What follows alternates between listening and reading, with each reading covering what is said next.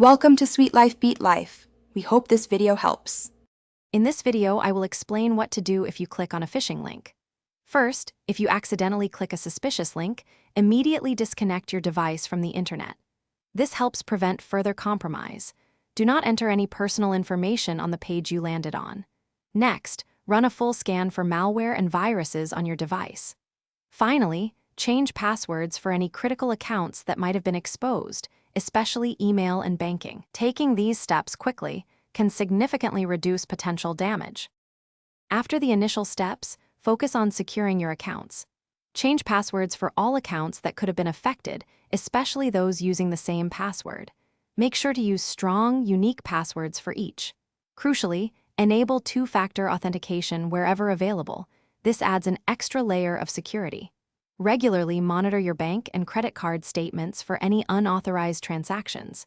If you spot anything suspicious, contact your financial institutions immediately. Reporting the incident is a vital step in recovery. Report the phishing email to your email provider. They often have specific reporting mechanisms. If you used a work device, immediately inform your company's IT or security department.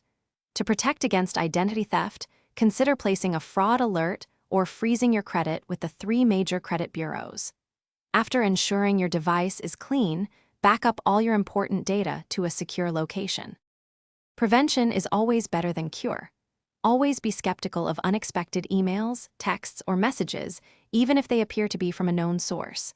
Before clicking any links, hover over them to see the true destination URL. Use strong, unique passwords for all your online accounts, ideally using a password manager.